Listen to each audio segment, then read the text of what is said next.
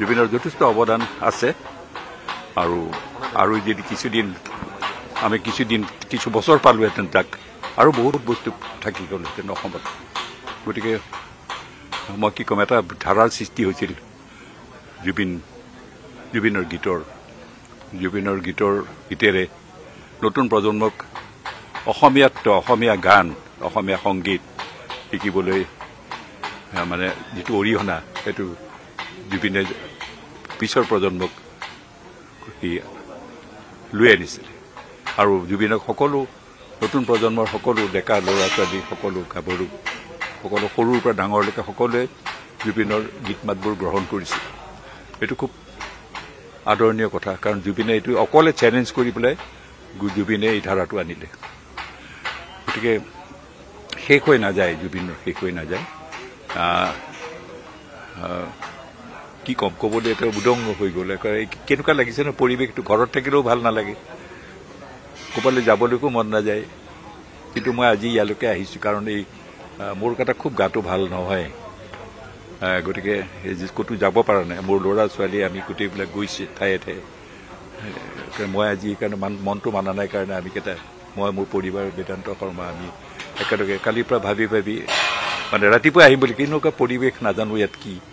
সেইকাৰণে এতিয়া আহিলোঁ আহি তাক শ্ৰদ্ধা জনাবলৈ যে পালোঁ মই কালি আহিব নোৱাৰি খুব দুখিত মানে মই খুব নিজকে যেন দুখীও লাগিছে কিয় যাব নোৱাৰিলোঁ আচলতে শৰীৰটো মই তাতকৈ 28 বছৰ ডাঙৰ কিজানি মোৰ এতিয়া 80 বছৰ হ'ব আৰু এবছৰমান পিছতে গতিকে জুবিনৰ মাত্ৰ 52 বছৰ যি গুচি গ'ল আমাক এৰি থৈ সেইটো ইয়াতকৈ দুখৰ কথা কি ক'ম আৰু মানে ক'বলৈ ভাষা নাই আচলতে মই এইখিনিক মই জোৰকৈ কৈছোঁ মনেৰে বহু কথা ক'বলৈ মন যায় কিন্তু আচলতে ভাষা হেৰাই গৈছে জুবিনৰ বিষয়ে ক'বলৈ কাৰণ আমি অকালতে হেৰুৱালোঁ এটা সুন্দৰ এটা মানে কি ক'ম এটা এটা ফুলৰ যিটো কলি আহি গৈ এটা ফুলি উঠিছিলে সেইটো অকালতে সৰি পৰিলে সেইটো বহু কথা এইটো ক'বলৈ নাই আৰু সমাধিস্থলী মনে বিচৰাৰ ধৰণে সকলো অসমৰ ৰাইজে মনে বিচৰাৰ ধৰণে একদম আমি বিচাৰিছিলোঁ আমি যোৰহাটৰ কথাও ওলাইছে গুৱাহাটীৰ আশে পাশে যিটো কথা কৈছে আমাৰ মাননীয় মুখ্যমন্ত্ৰী মহোদয় হিমন্ত বিশ্ব শৰ্মা ডাঙৰীয়াই যিটো কথা কৈছে মই একমত কাৰণ তেখেতে ওচৰতে কৰিছে আৰু তেখেতে নিজে কৰা নাই পৰিয়ালৰ মতামত লৈ পেলাই ইয়াত কৰিছে আৰু সঠিক জেগাটো পাইছে আমাৰ মতে ইমান সুন্দৰ জেগা এডোখৰ ইয়াত এই হাইৱেৰ কাষত মানে প্ৰতিটো ফালৰ পৰা শ্বিলঙৰ পৰা মানুহ আহি এইখিনিতে আহিব পাৰিব নৰ্থ গুৱাহাটীৰ পৰা আহিব পাৰিব গোটেই বিদেশৰ পৰা আহিলে এইখন পাব ভূপেন্দ্ৰখন তাত পাব ইয়াত জুবিনৰ সমাধি পাব